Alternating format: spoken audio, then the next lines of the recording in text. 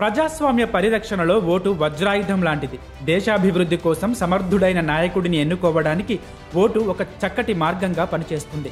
కానీ చాలా మంది బాధ్యతగా వినియోగించుకోవాల్సిన ఓటును వేయకుండా నిర్లక్ష్యంగా వ్యవహరిస్తున్నారు. అలాంటి వారిలో అవగాహన కల్పించడమే ఈ కార్యక్రమం లక్ష్యం.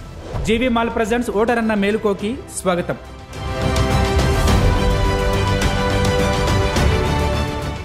కొంతమంది తమ ఓటు హక్కును వినియోగించుకోకపోవడానికి కారణం తమ నియోజకవర్గంలో పోటీ చేసే అభ్యర్థులు ఎవరూ నచ్చకపోవడం. అలాంటి వారి కోసమే ఎన్నికల సంఘం నోటాను అందుబాటులోకి తీసుకువచ్చింది. ఓటు వేసి పాలకులను ఎన్నుకోవడం ఎంత ముఖ్యమో నోటాకు ఓటు వేసి వ్యతిరేకతను వ్యక్తపరచడం కూడా అంతే ముఖ్యం. నోటాను నెగటివ్ ఓటుగా పరిగణించినప్పటికీ కొందరు అభ్యర్థుల గెలుపోటములపై నోటా ప్రభావం చూపిన సందర్భాలు కూడా ఉన్నాయి.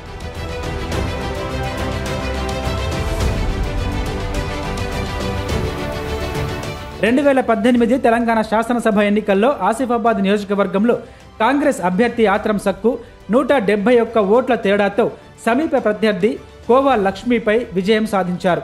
ఈ నియోజకవర్గంలో నోటాకు ఏకంగా 2711 ఓట్లు వచ్చాయి. ఇక ధర్మపురిలో కొప్పుల ఈశ్వర్ 441 ఓట్ల ఆధిక్యంతో గెలిచారు. ఈ నియోజకవర్గంలో నోటాకు పడిన ఓట్లు 2597. మరో 4 నియోజకవర్గాల్లో కూడా ఇదే పరిస్థితి. ఈ 6 నియోజకవర్గాల్లో నోటాకు పడిన ఓట్లు ఇతర అభ్యర్థులకు పడి ఉంటే గెలుపోటములపై ప్రభావం పడేది.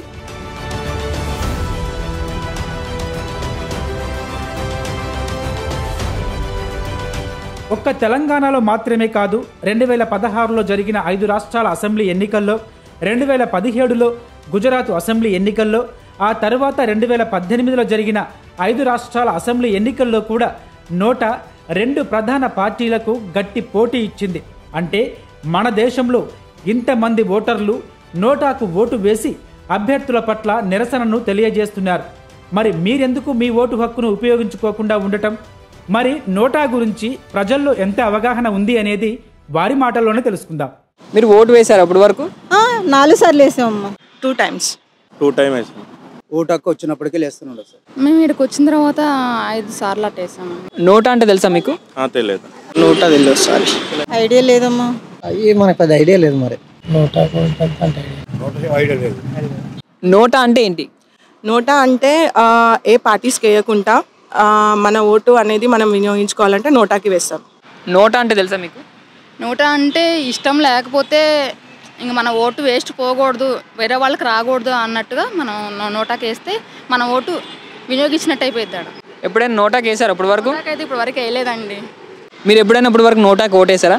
ఫస్ట్ టైం అంటే నాకు ఫస్ట్ ఓటు వచ్చినప్పుడు ఎవరికి వేయాలో తెలియక నేను నోటాకి వేసా. సో చాలా మందికి అసలు నోటా అనే ఒక ఆప్షన్ ఉందనే విషయం కూడా తెలియదు.